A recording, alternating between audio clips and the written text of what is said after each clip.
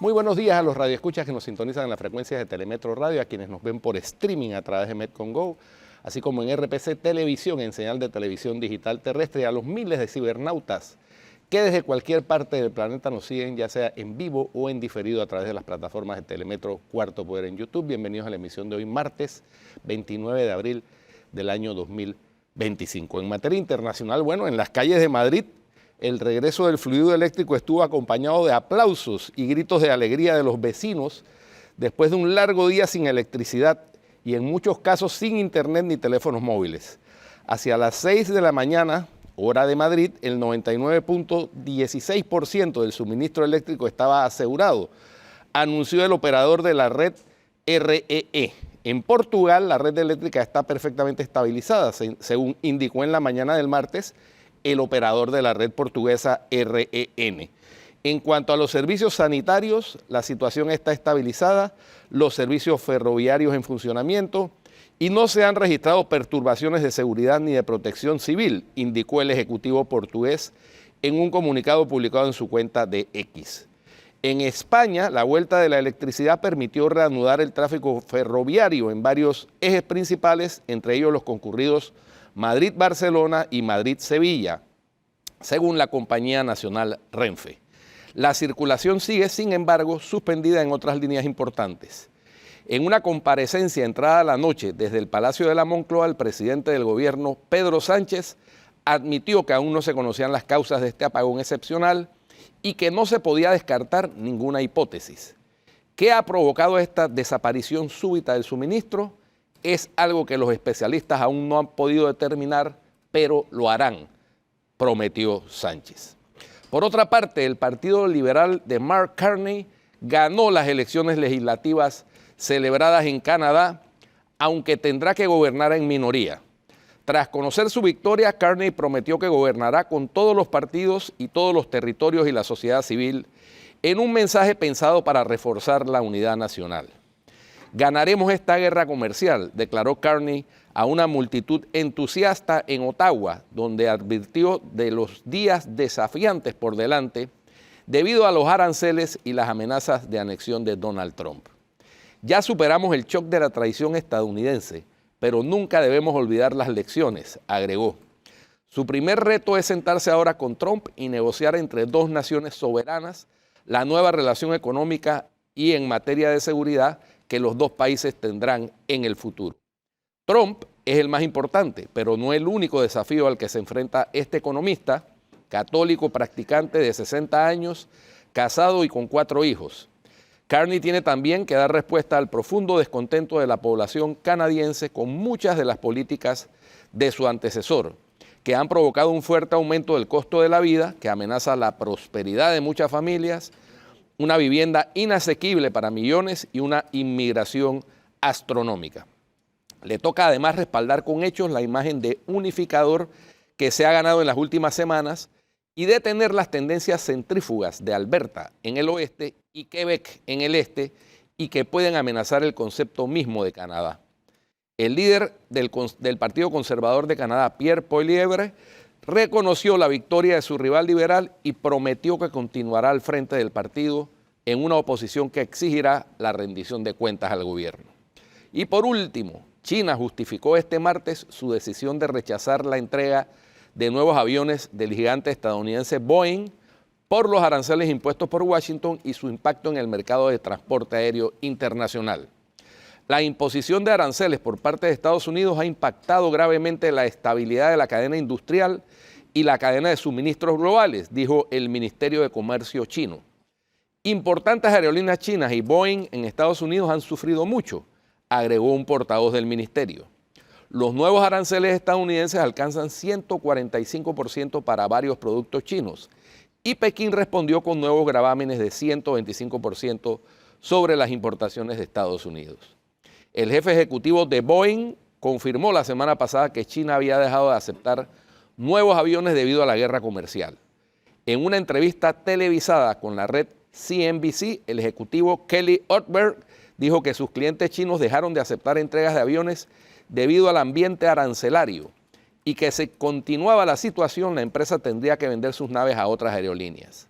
Boeing tenía previsto entregar a China unos 50 aviones en el 2025, dijo Ortberg, y que la empresa no esperará mucho tiempo para enviarlos a otros clientes.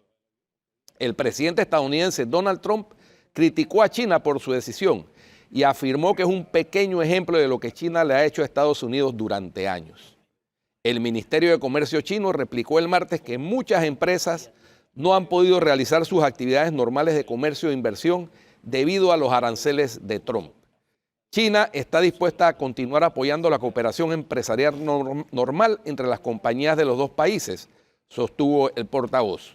Pekín espera que Estados Unidos pueda escuchar las voces de las empresas y crear un ambiente estable y predecible para las actividades normales de comercio e inversiones, agregó. Eso es lo más destacado en materia internacional. Bueno, y aquí nos acompaña directamente desde el Vaticano Hugo Enrique Famanía. Vino a traer un halo de santidad aquí al set de Cuarto Poder. Directamente desde el aeropuerto de Barajas, donde ayer era un pandemonio, le ha tocado, un trepa que sube, había de todo. Le ha tocado todo lo noticioso de las últimas semanas en Europa. Oye, usted sabe, el avión carretea, llega y extrañamente se estaba tardando, ¿no? Y todo el mundo extrañaba, y ya tú comienzas a conversar con el que está al lado, oye, se está demorando, qué sé yo. Cuando tú llegas a un aeropuerto, lo que tú quieres es bajar. De pronto el mensaje del capitán, hay problemas con la electricidad y vamos a tardar un poco. Ya después... Dando vueltas. Ya después, oiga, es un apagón generalizado y tenemos que esperar en el avión. Casi una hora esperando en el avión, ahí atrapados. Te salvaste que solo una hora. No, y cuando salimos, ¿para qué te cuento lo que pasaba allá adentro, no? Todo el mundo buscando información y era un desbarajuste. No, hombre, no. Imagínate, yo estaba en la terminal D, tenía que llegar a la B, y ahí, gracias a Dios, en esa terminal te dice cuánto tiempo, ¿no? 21 minutos, pero al llegar allá no había aire acondicionado, hermano, y eso era... Como Tocumen en el área vieja, pues. Qué calor en Panamá, ni qué área vieja, olvídate. Eso era... Entonces, los olores combinados de todas las nacionalidades. ¿Tú te imaginas eso? Con la comida que ya tampoco olía muy bien. Entonces, era un poco lo que... Así que de allá venimos nosotros, Pero mira dónde llegaste. Ahora llegaste. Al freezer. Bueno, vinimos acá donde, qué sé yo, a mí me dijeron, mira, el noticiero y después te vas a dormir. Pero tú sabes que hay una chica que usa una terminología convincente. Dice, cariño, ¿nos acompañas en Cuarto Poder? Entonces, es diferente a que me diga que hermano mío, venga a Cuarto Poder. No, hombre, no, estoy cansado, me voy. Hermano mío panameño. Hermano mío panameño. Cuarto bate. Pero en fin, aquí cuarto estamos. Bate, aquí bateando emergente. ¿Se acuerdan Bueno, de Albate Trucutú? O sea que te salvaste de las protestas de ayer. Atenógenes está en la cumbre ejecutiva, ¿no? Así es. Un proyecto que hoy inicia de RPC Radio y EcoTV. Así que él está allá y por hoy nos va a acompañar Hugo Enrique. Vamos a tener... No, mira, y yo destaco este tipo de eventos, porque esto es lo que está necesitando el país a gritos. Información. Es información, el sincerarnos dónde estamos para poder tomar decisiones de hacia dónde queremos ir y hacia dónde podemos ir, ¿no? Y encuentros como estos, con ese ánimo, con ese deseo, el de construir y no destruir, son los que está necesitando el país en este momento. Salvo que ustedes piensen diferente, ¿no? No, por supuesto que sí. Es que ahí no hay espacio para el debate. Entre gente civilizada, por supuesto, Hugo Enrique. No, y cuando tu agenda es el país, claro, eso se nota, eso se hace evidente. Cuando tu agenda es otra, también se hace evidente por mucho maquillaje que tú le quieras poner. Por eso me gustó la conversación que tuvimos con el director de Acodeco, el administrador. Nosotros íbamos a hablar del problema de los mecánicos y qué sé yo, estafa, autos de segunda, y eso se quedó en el tintero porque Dorcas puso sobre la mesa cómo se afecta el costo de vida del pueblo, de la gente, de aquellos a quienes supuestamente se sale a defender en las calles y por quienes se está protestando. Y nos plantea un panorama, de verdad que si uno no se sienta a conversar, como hicimos esta mañana, uno no lo piensa. Y hablamos desde el aumento de la comida hasta aquella muchacha que alquila una silla en un salón de belleza para pintar uñas y que tiene que pagar el alquiler aunque solamente le vaya una o le vaya a dos clientes. Porque cuando tú trancas una vía, no te llegan, entonces... O no le vaya a nadie. O no le vaya a nadie. Cierran las vías, Lo que impiden es el desarrollo normal de la actividad del resto de la sociedad. Ese es el detalle. Y por eso es que las autoridades tienen el deber de impedir que se cierren las vías, para no ocasionar un caos en el resto de actividades de las otras personas. Tienen que hacer lo que les mandata la ley. El que quiere protestar, que proteste de manera civilizada, en la acera, qué sé yo, pero sin obstaculizar el libre tránsito. Y por supuesto que no voy a entrar a calificar, porque ya lo hicimos ayer, el paro de los docentes, que son de los pocos grupos que no son afectados con la reforma a la ley de la Caja del Seguro Social. Que además tienen un salario mínimo mayor que todo el mundo. Están protestando, el salario docente más alto de Latinoamérica lo tienen los docentes panameños, pero además están protestando. Lo cual está bien. Afectando, afectando a los estudiantes. Yo hoy sentí mucha satisfacción cuando venía para acá y me topé con varios busitos colegiales llevando a los niños al colegio, cosa que ayer y en los últimos días no ha podido ser posible con normalidad gracias a esas protestas absurdas. Súmale los 3 días de pérdida del aprendizaje por cada día de educación perdida. Bueno. No, por eso, mira, por eso hablaba de que cuando tu interés es el país, eso se hace evidente, eso se nota. Tú no tienes que maquillarlo con ningún discurso ni eslogans, eso se ve. Por eso destacaba este encuentro de la cumbre ejecutiva, ¿no? Versus el Panamacondo que nos encontramos en la otra acera. Cuando tú encuentras a un grupo, por ejemplo, Suntrax, que protesta hoy es antimina. Bien. En teoría están con todo. Todos están tenemos, protestando contra todo. Todos tenemos, sí, pero es que lo que pasa es que acuérdate, como no lograron el objetivo con el tema de la ley del seguro, comenzaron a meter el costo de la vida, la mina, todo lo que se pudiera, ¿no?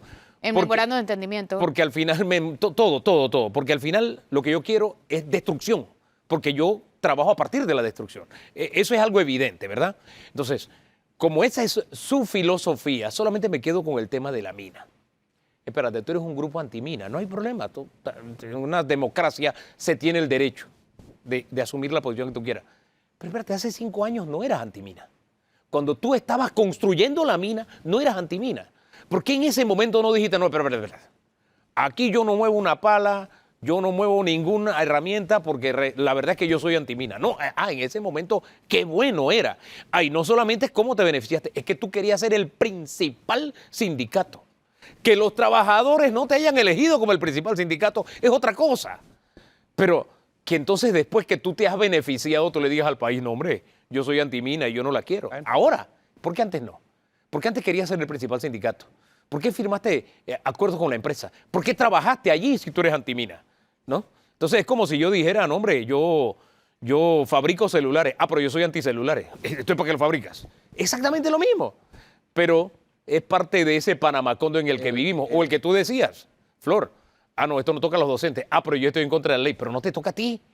Es más, el país podría tener derecho a una ley como la que tú tienes. ¿Por qué no protestar para eso, para que todos tengamos una ley como la que tú tienes? Dice que no van a parar hasta que derogue el presidente de la ley. Entonces, de verdad que esto no tiene sentido. Eso no va a pasar, así que ayer exigieron fuerza de resistencia. La renuncia de la ministra de Educación, cosa que tampoco creo que vaya a suceder.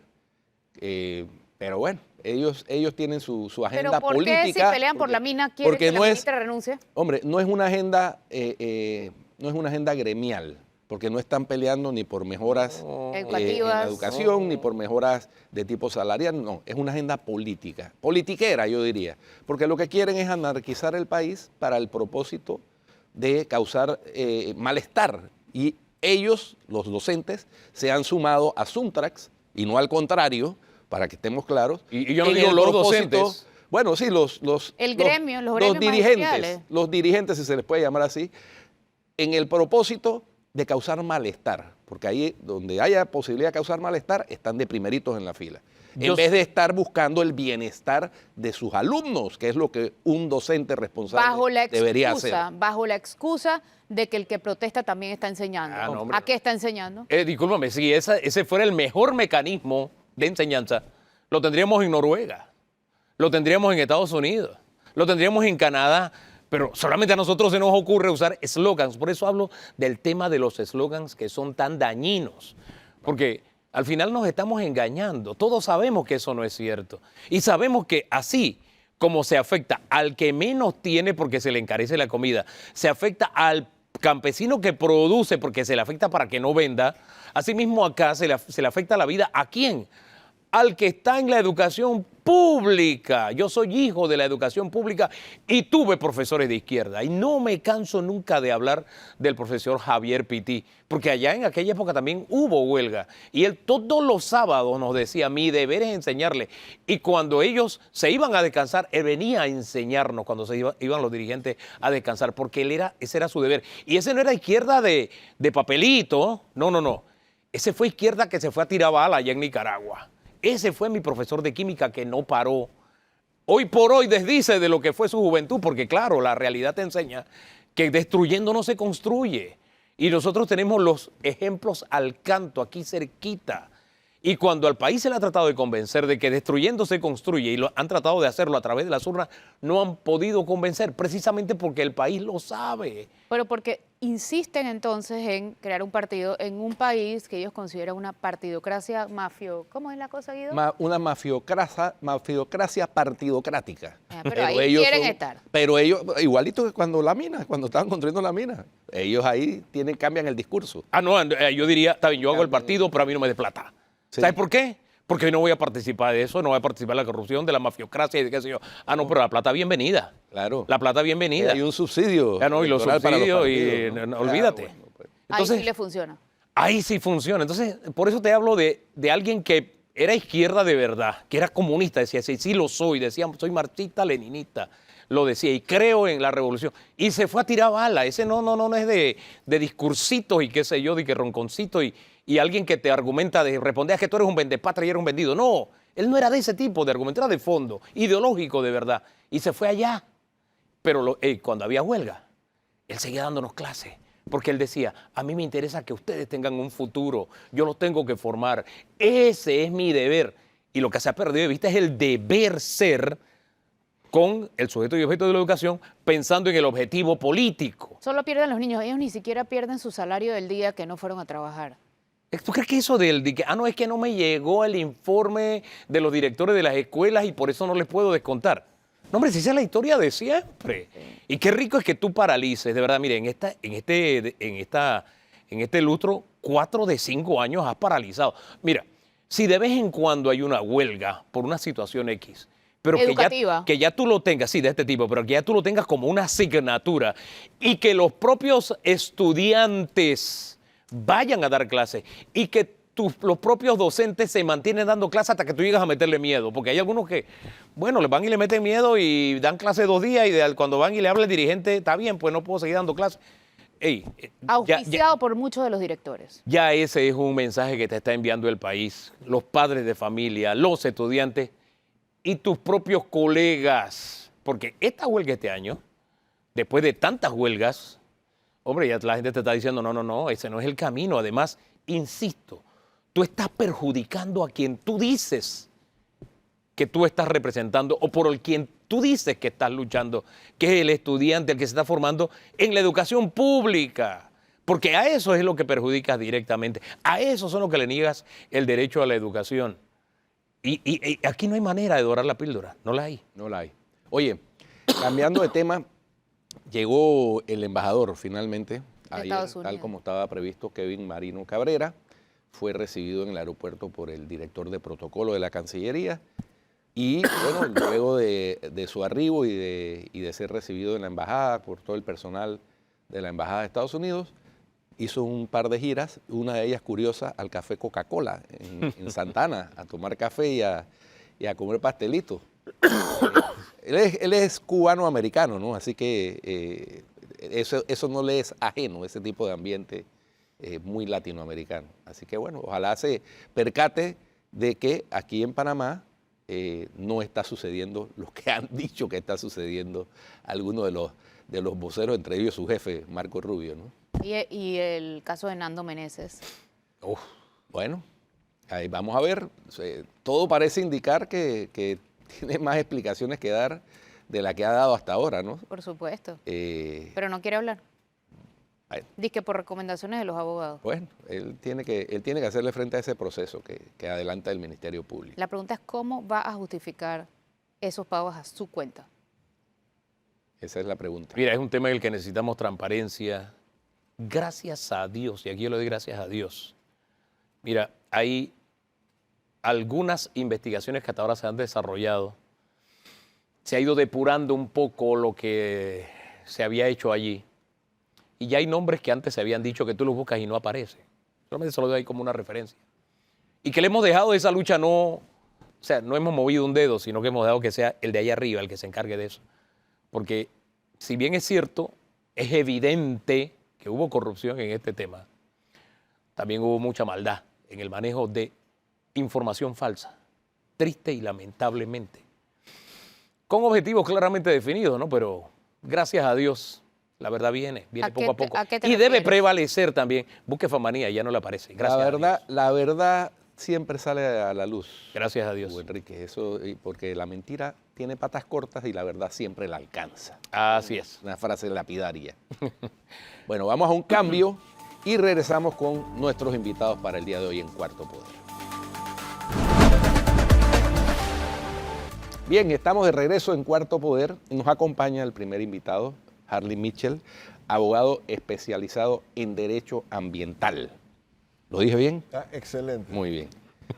Harley, recientemente el Pleno de la Corte Suprema de Justicia inadmitió una demanda de inconstitucionalidad que había sido presentada por la ex viceministra María Fábrega contra la ley de la moratoria minera, la ley que se aprobó luego de declarar inconstitucional el contrato minero. La Asamblea aprobó esa ley de moratoria minera que prohíbe otorgar concesiones mediante para explotación pues, de recursos minerales, concesiones nuevas. Sí. Bueno, el silencio que hiciste evidencia que hay incertidumbres y dudas al Claro. respecto de esto, porque cómo se come. Y yo tendría una capa más de incertidumbre al tema. La ley lo que hace es establecer una moratoria en su título, y es el sentido de la ley, porque las leyes se llaman según lo que establecen. Pero en su contexto lo hace a través de una prohibición. Una prohibición que también es por tiempo indefinido de las concesiones mineras, todas bajo el marco de la concesión administrativa, que son las de transporte, las de exploración, explotación y beneficio. Digamos que la Constitución Política, en su artículo 257, dice que el Estado puede aprovechar los recursos minerales, ya sea por directamente explotarlos, hacerlo a través de empresas públicas o mixtas, entre paréntesis, como habrá sugerido el señor presidente en sus discursos, no hemos visto nada concreto, y otras dos opciones, los contratos, hablando en sentido general, y las concesiones. Esta vía de las concesiones es lo que la ley de moratoria minera ha suspendido. Sin embargo, estos artículos del Código de Recursos Minerales, por ejemplo, títulos enteros del Código de Recursos Minerales, como el título 2, estos, según criterio de la Procuraduría de la Administración, siguen vigentes, lo cual evidencia dos cosas. Primero, hay un conflicto jurídico definitivamente, porque la ley está, para todos los efectos prácticos, está suspendiendo artículos del Código de Recursos Minerales, no los está eliminando.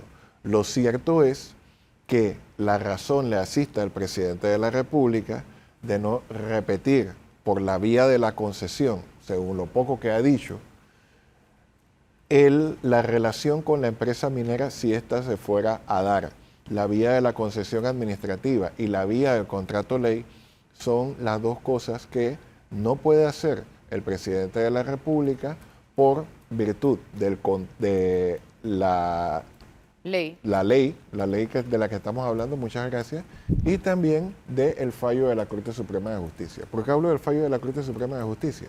Porque la vía del contrato ley, el fallo la defenestró, no solamente esa vez, sino en jurisprudencia anterior.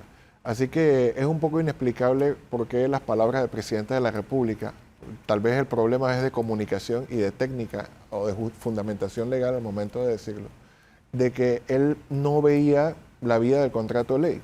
Bueno, esta es una opinión muy similar a la que teníamos en el 2023, de que el contrato ley, estos contratos que se usaban como de excepción a todo no son la vía para temas que ya están regulados como los recursos minerales de tratar. O sea, no se trata de un tema de voy a chifiar la asamblea para ahorrarme el camino, sino es que no se puede tomar esa vía ahora mismo. Mira, yo no le voy a quitar el cariz político a esto porque no se puede. Y este es un tema político desde hace mucho tiempo.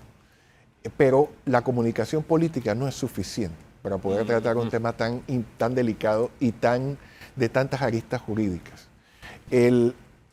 Por supuesto que cuando él lo dice de la manera en que lo dice, un interlocutor político va a decir, claro, está chifiando a la Asamblea porque no quiere la Asamblea, pero hace 2 años lo que todos decíamos es que estos contratos no deberían ir a la Asamblea. Y en efecto, fueron a la Asamblea, fueron declarados inconstitucionales. Así que, aprendiendo de la historia, el presidente de la República dice una cosa y, si me disculpan el coloquialismo, le caen a pelonera. Esto, no sé, algunos dirán, esto es buscado por la manera en que el presidente habla, pero yo iría un poquito más allá y con todo el respeto.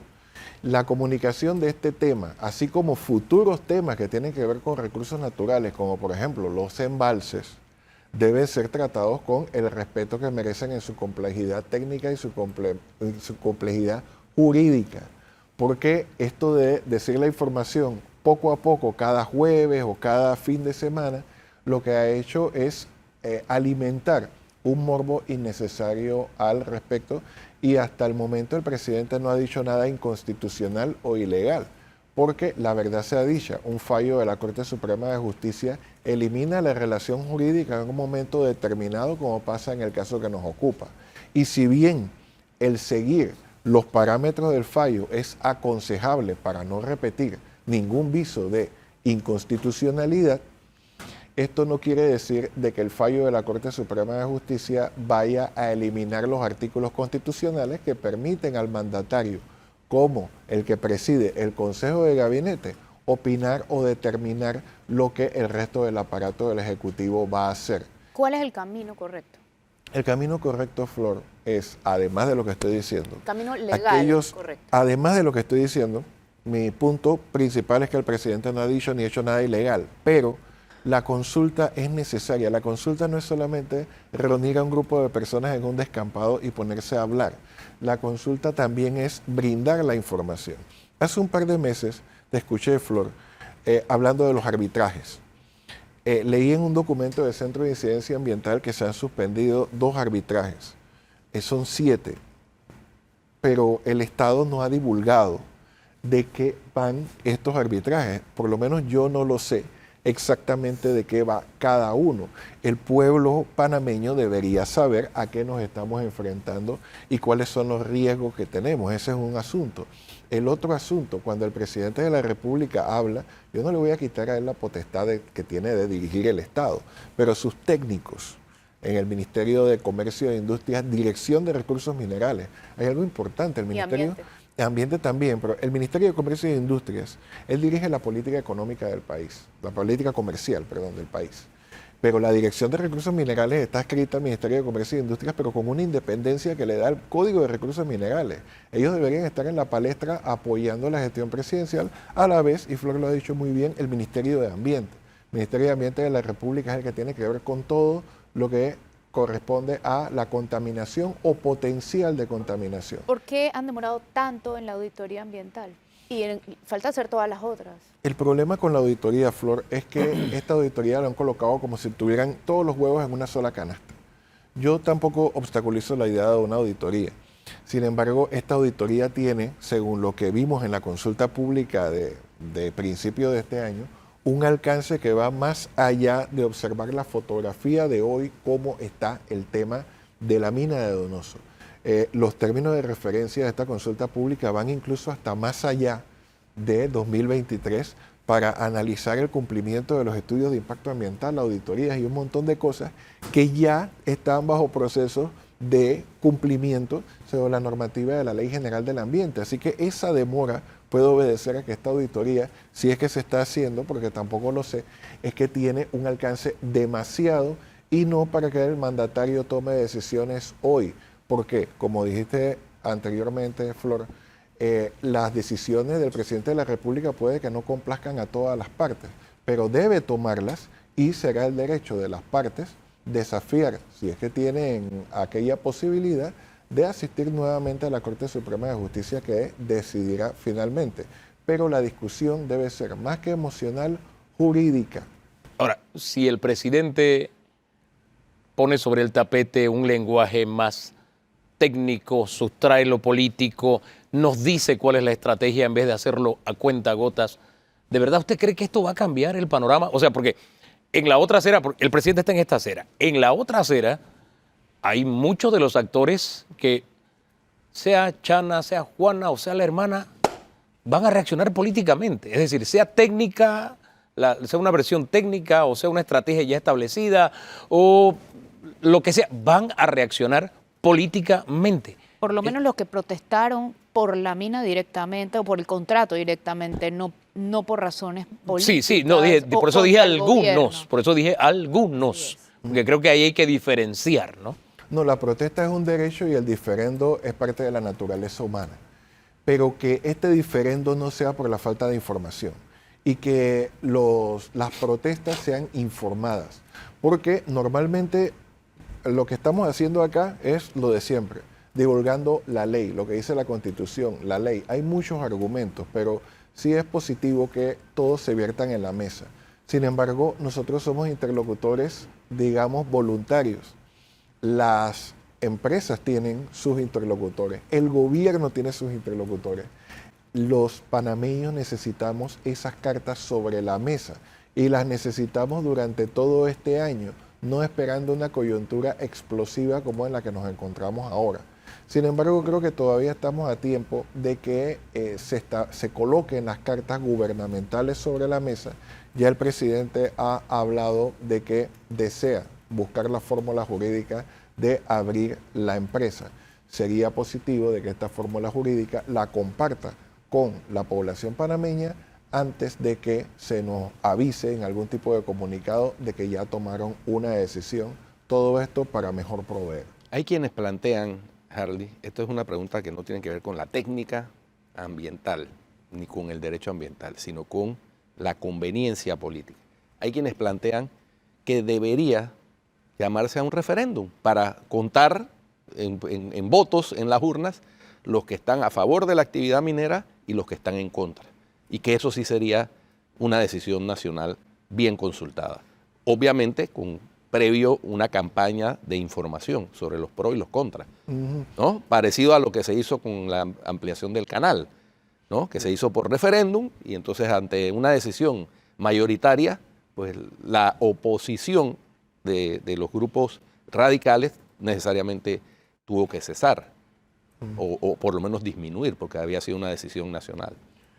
Sí, disminuye, pero como todo tiene consecuencias políticas, porque el presidente de la República en ese entonces, Martín Torrijos, redujo la cuenca, independientemente después del fallo de la Corte Suprema de Justicia que desdibujó eso, pero después dijeron de él de que había vendido la cuenca a la mina. O sea, las consecuencias políticas siempre van a estar, pero carecemos de dos cosas con lo que estás diciendo. El artículo 325 de la Constitución obligaba al referéndum para cualquier tema de tal envergadura que vaya a afectar el canal. En este caso no tenemos una norma que lo diga y por eso haces bien en decir que esto va fuera del derecho ambiental y convencional. Yo creo que nos hace mucha falta información de auditoría, información pública que el Ministerio de Ambiente comparta sobre la historia ambiental de este sitio. Esto es bastante difícil de replicar porque recordemos que los estudios del canal, y no quiero difuminarme, pero los estudios del canal van desde 1993, por lo menos que yo me acuerde, de 1993 al 99, así que para el momento del referéndum teníamos más de una década de estudio. Para el tema del embalse, por ejemplo, los estudios empezaron en 2015, sobre los estudios anteriores al respecto que ya venían desde el 93. Porque ya existían. Y ahora los años 30 del siglo pasado. Y ahora que los estudios se terminaron a mediados del gobierno pasado, que los terminó de pagar el CONADES.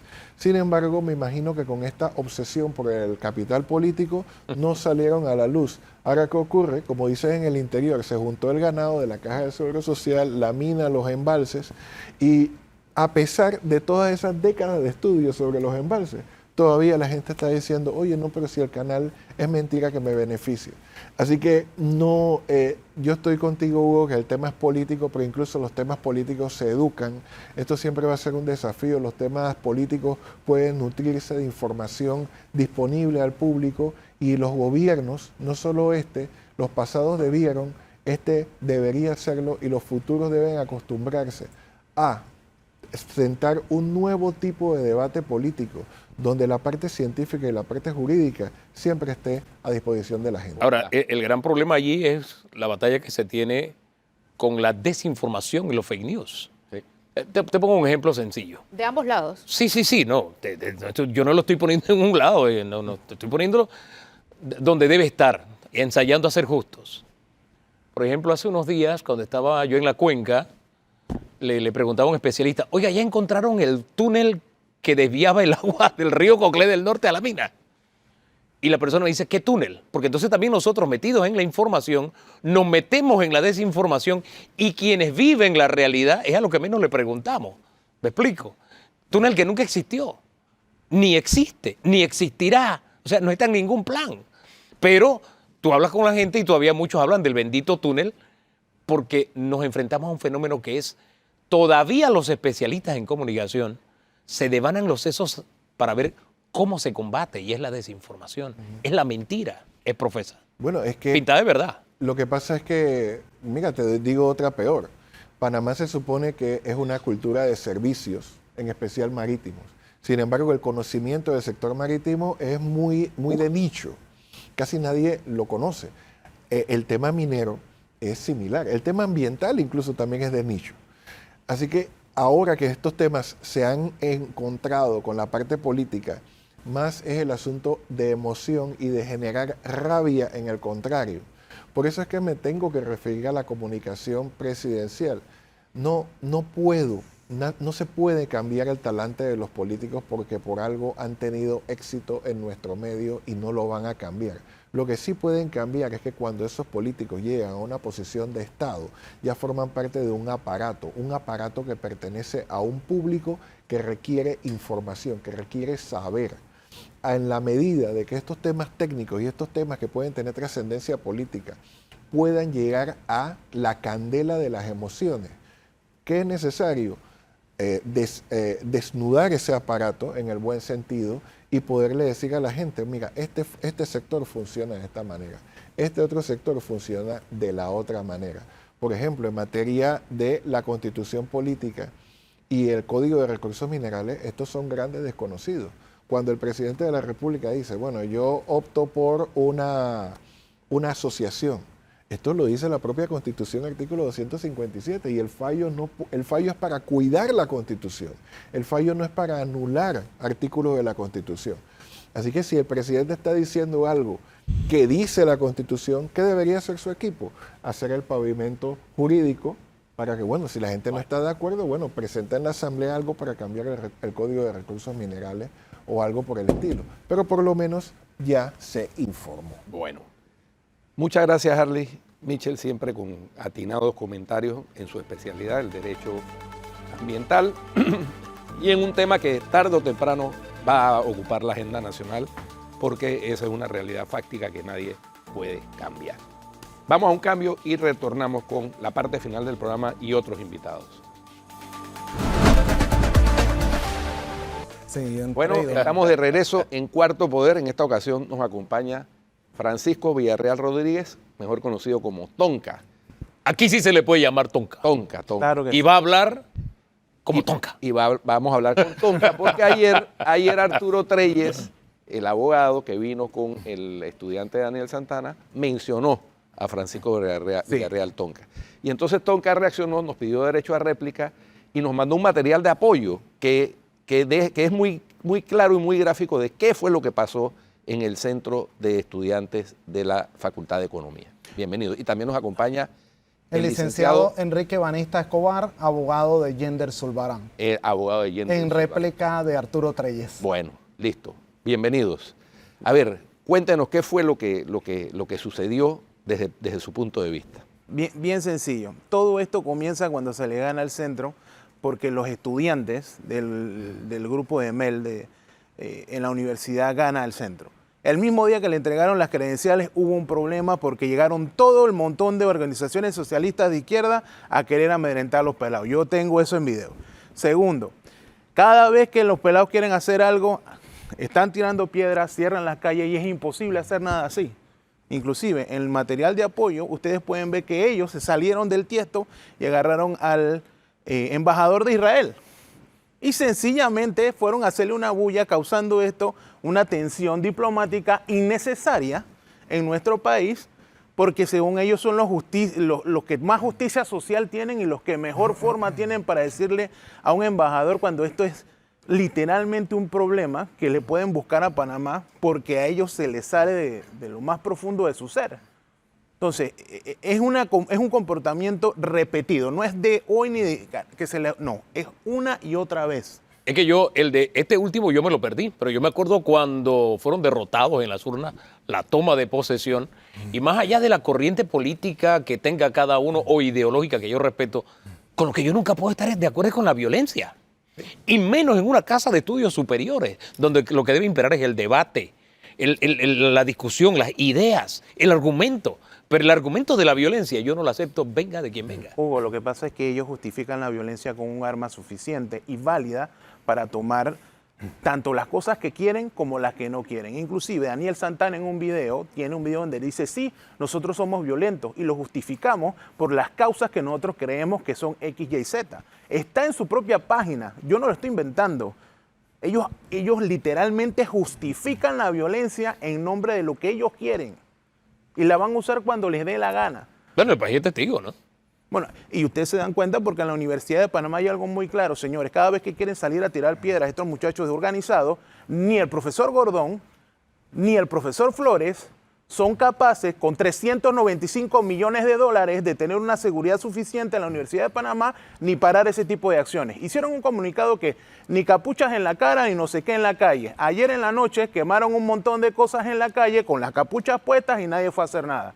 Pregunto yo, $14,000 al mes del profesor Gordón y 9,000 del profesor Flores y 9,000 del profesor Gordón deberían justificar que ese salario deberían ellos utilizar toda la fuerza que tienen con los 395 millones de dólares de la universidad para parar ese tipo de cosas y garantizar primero el estudio, que son los estudiantes, la razón y el por qué estar allí, 2, la seguridad del estudiante y 3, de que ellos reciban la mejor calidad de educación posible.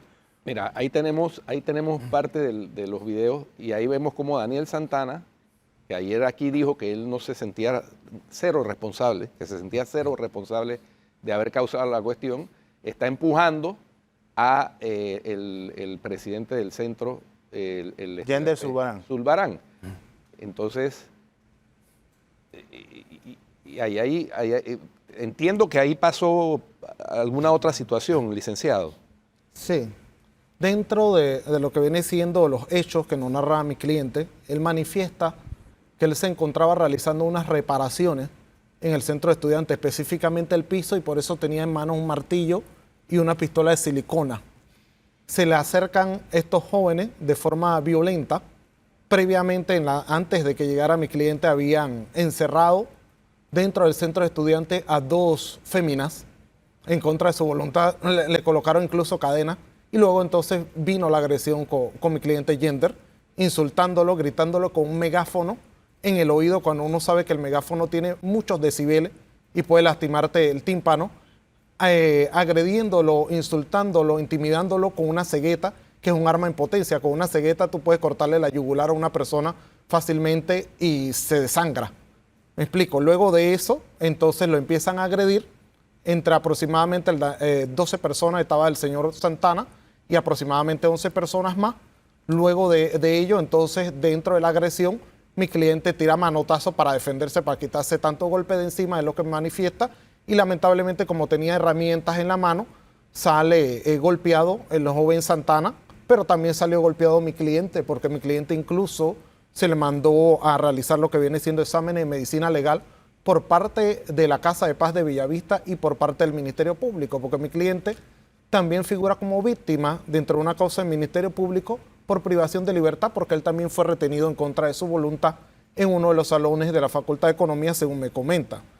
Entre el rector el decano Gordón y el señor Treyes, en síntesis, han hecho ciertos señalamientos que me gustaría desmentir. Dicen que mi cliente intentó matar o hizo una tentativa de homicidio en contra de Daniel Santana. Eso es falso porque él se defendió de una agresión. Me explico, no es una tentativa de homicidio. En una tentativa de homicidio tú tienes algo premeditado y tú te acercas a la víctima con el objetivo de causarle la muerte a través de un mecanismo de cualquier tipo. En este caso, la víctima era Yender Zurbarán, fue agredido y él obviamente dando manotazos, que es lo único que podía hacer después de recibir tantos golpes, lamentablemente salió golpeado Santana. También dicen que supuestamente Yender fue el que agredió, él no agredió, él se defendió. Dicen que él golpeó a Daniel Santana por la espalda y nosotros vimos a Daniel Santana ayer aquí en la televisión diciendo que lo habían golpeado por la espalda, pero sin embargo la lesión, una de las lesiones en el labio. Yo me pregunto si cuando tú das la espalda, el labio queda en la nuca o queda en la parte delantera. Entonces esas son inconsistencias porque los labios no quedan en la nuca. Si tú estás de espalda, queda en la nuca.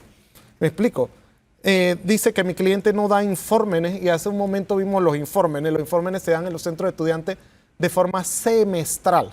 Y el primer semestre que le tocó dar informe fue julio 24, diciembre 24, que ya lo dio. Y el segundo informe es enero 25, junio 25, que tiene que darlo, que le toca en junio 25. Dicen que mi cliente tiene malos manejos con los fondos del centro. Y nosotros no estamos de acuerdo con eso porque el centro fuera del kiosco, que son 200 balboas, que es lo único que están recibiendo, tiene asignado por estatuto de la universidad, específicamente el artículo 255 literal B, que a él se le tienen que entregar los fondos de deporte, los fondos de biblioteca y los fondos de baja siniestralidad del seguro estudiantil. Pero sin embargo, hasta el momento, a Yender Zurbarán como presidente del centro de estudiantes, nunca se le entregaron esos fondos del año 2024, tampoco se le han entregado los fondos del año 2025 y nosotros a la fecha no sabemos si esa plata existe o no. Si esa plata existe, debe estar en manos del rector Eduardo Flores o en manos del decano Gordón. No sabemos en qué cuenta está, cuánto es, a qué asciende, pero se ha incumplido en ese sentido con el estatuto. El rector de la Universidad de Panamá rindió declaraciones en un diario de la localidad que me reservo el nombre, donde reveló la identificación completa, los 2 nombres y los 2 apellidos de mi cliente, señalándolo como que él agredió a otro estudiante y que le quería causar la muerte.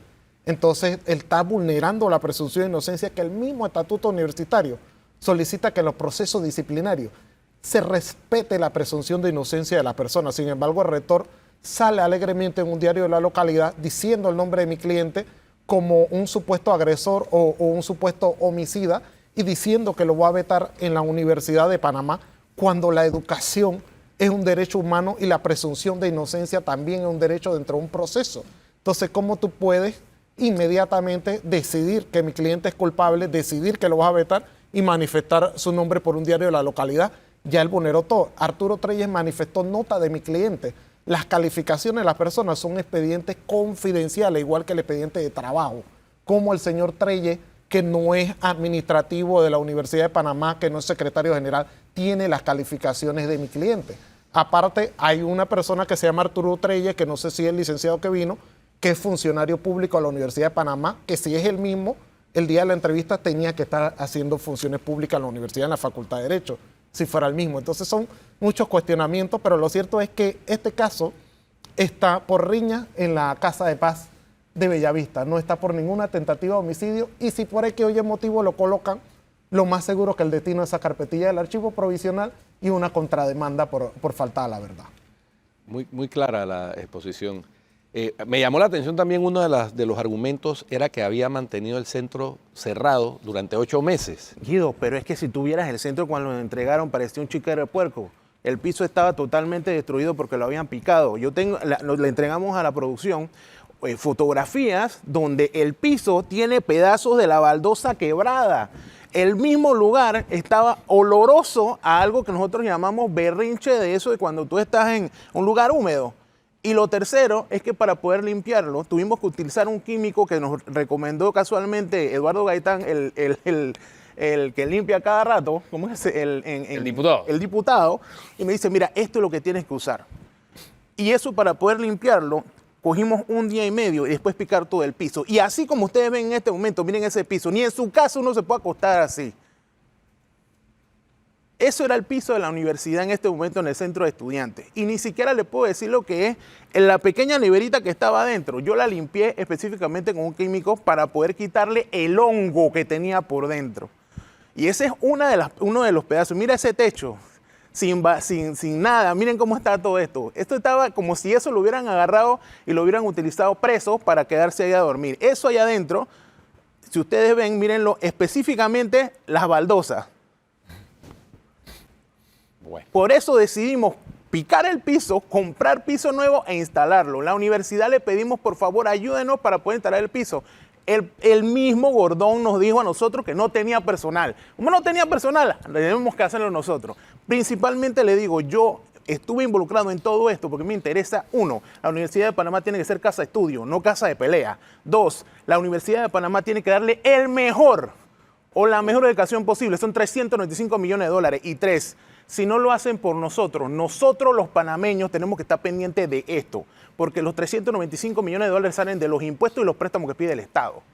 Yo solo sé que cuando tú tienes que echar mano de la razón de la fuerza es porque no tienes la fuerza de la razón. Así de sencillo. Correcto. Así de simple y básico. Bueno, También listo. es importante destacar en cuanto a esa apertura del centro, de que precisamente para eso son los fondos estudiantiles que debía dar el decano Gordón al presidente del centro y no ha dado, precisamente para hacer esas reparaciones. Pero es muy bueno venir a decir que el joven Yender no hizo las reparaciones, no ha abierto el centro, cuando le tienen retenidos los fondos de 2024, segundo semestre, y 2025, primer semestre, y sepa Dios dónde está esa plata. Bueno, listo. Agradecidos por haber atendido el espacio del derecho a réplica que se les ha concedido. Yo creo que hay mayor claridad sobre lo que sucedió. Han sido muy claras las explicaciones. Y se nos acabó el tiempo. Si usted sigue en Telemetro Radio, siga con los muchachos del brunch y en RPC Televisión, la programación regular. Muchas gracias, Hugo Enrique. Hombre, gracias a usted, por favor, hombre. Bendiciones. Bendiciones.